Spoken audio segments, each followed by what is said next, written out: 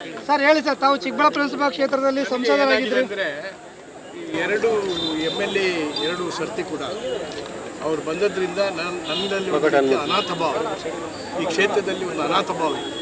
ಈಗ ಪ್ರದೀಪ್ ಈಶ್ವರ್ ಬಂದದ್ರಿಂದ ನನ್ನಲ್ಲಿ ಅನಾಥ ಭಾವ ಹೋಗಿದೆ.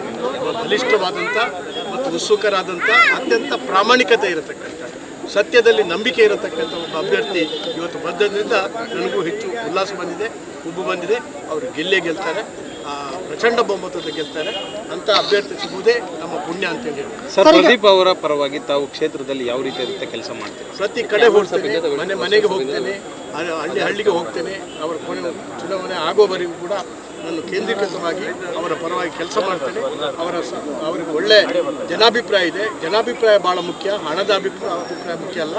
ಹಣ ಅಥವಾ ಜನ ಇದ್ದಿದ್ದರೆ ನಾನು 6 ಬಾರಿ ಕಾರ್ಕಳದಲ್ಲಿ ಆಗ್ತಾ ಇರಲಿಲ್ಲ, 2 ಬಾರಿ ಇಲ್ಲಿ ಆಯ್ಕೆ ಆಗ್ತಾ ಇರಲಿಲ್ಲ. ಆದರೆ ಜನರಲ್ಲಿ ನಮಗೆ ವಿಶ್ವಾಸ ಇದೆ, ಪ್ರದೀಪ್ಗೂ ಕೂಡ ಜನರಲ್ಲಿ ವಿಶ್ವಾಸ ಇದೆ. ಯಾಕೆಂತ ಹೇಳಿದ್ರೆ ಯಾವಾಗಲೂ ಬರ್ತದೆ ಇಂಥ ಅಭ್ಯರ್ಥಿಗಳು ಬಂದಾಗ ಕ್ವಶನ್ ಮಾರ್ಕ್ ಹಾಕ್ತಾರೆ. ಜನಾರ್ದನ ಪೂಜಾರಿ ಅವರನ್ನು ನಾನು ಮಂಗಳೂರಿನಲ್ಲಿ ಇವರು ಅಭ್ಯರ್ಥಿಯಾಗಿ ಮಾಡಿದಾಗ ಹೂ ಇಸ್ ಜನಾರ್ದನ ಪೂಜಾರಿ ಅಂತೇಳಿ ಇಂಡಿಯನ್ ಎಕ್ಸ್‌ಪ್ರೆಸ್ ಬಂತು. ಅವರು ಎಷ್ಟು ಸಾರಿ ನಿಂತರು ಅಲ್ಲಿ ಅಷ್ಟು ಗೆದ್ದರು. ಆದ್ದರಿಂದ ಪ್ರದೀಪ್ ಈಶ್ವರ ಬಗ್ಗೆ ಈ ಪ್ರಶ್ನೆ ಬರುವುದು ಒಳ್ಳೆಯದು. ಅದಕ್ಕೆ ಉತ್ತರವನ್ನು ಕೊಡತಕ್ಕಂಥ ಸಾಮರ್ಥ್ಯ ಅವರಲ್ಲಿದೆ, ನಮ್ಮಲ್ಲಿ. ಸರ್, ಇವತ್ತು ಸುಧಾಕರ್ ಅವರಂದ್ರೆ ರಾಜ್ಯದಲ್ಲೇ ಪ್ರಭಾವಿ ಅಂತ ಹೇಳ್ಕೊಂತ ಇದ್ದಾರೆ.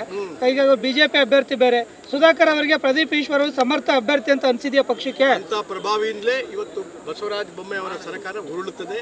ಯಾರ ಬೆನ್ನು ಹಿಡಿತಾರೆ ಸುಧಾಕರ್ ಅವರು, ಅದು ಅಲ್ಲಿಗೆ ಆ ಮನುಷ್ಯ ಹೋದ ಅಂತ ಲೆಕ್ಕ. ಆದ್ದರಿಂದ ಕಾಂಗ್ರೆಸ್ ಪಕ್ಷ ಇಲ್ಲಿ ಅಧಿಕಾರಕ್ಕೆ ಖಂಡಿತವಾಗಿ ಬರ್ತಾರೆ. ಪ್ರದೀಪ್ ಅವರು ಇಲ್ಲಿ MLA ಆಗಿ ಆಯ್ಕೆ ಬರ್ತಾರೆ. ನಾವು ಸರ್ಕಾರ ಮಾಡ್ತೇವೆ, ಒಳ್ಳೆಯ ಸರ್ಕಾರ ಮಾಡ್ತೇವೆ. ಸರ್, ಇವತ್ತು ರಾಜ್ಯದಲ್ಲಿ ಸೀಟ್ ಗೆಲ್ಲುತ್ತೆ ಸರ್, ರಾಜ್ಯದಲ್ಲಿ ಕಾಂಗ್ರೆಸ್ ಸೀಟ್ ಗೆಲ್ಲುತ್ತೆ. ನನ್ನ ಲೆಕ್ಕಾಚಾರ ಪ್ರಕಾರ 140ಕ್ಕಿಂತಲೂ ಹೆಚ್ಚು ಸೀಟ್ನಲ್ಲಿ ಗೆಲ್ತಾರೆ.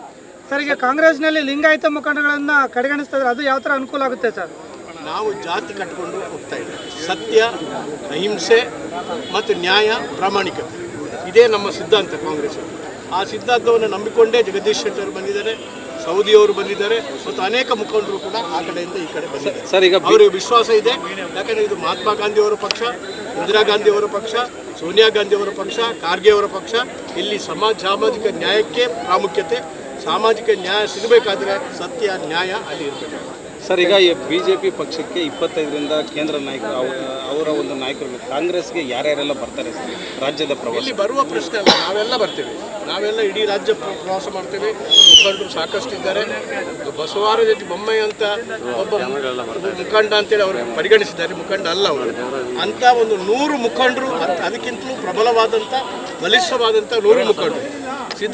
ಇವ ನಮ್ಮ ಯಡಿಯೂರಪ್ಪನವರು ಮುಖಂಡರು ಅಂತೇಳಿ ಹೇಳ್ತಾರೆ.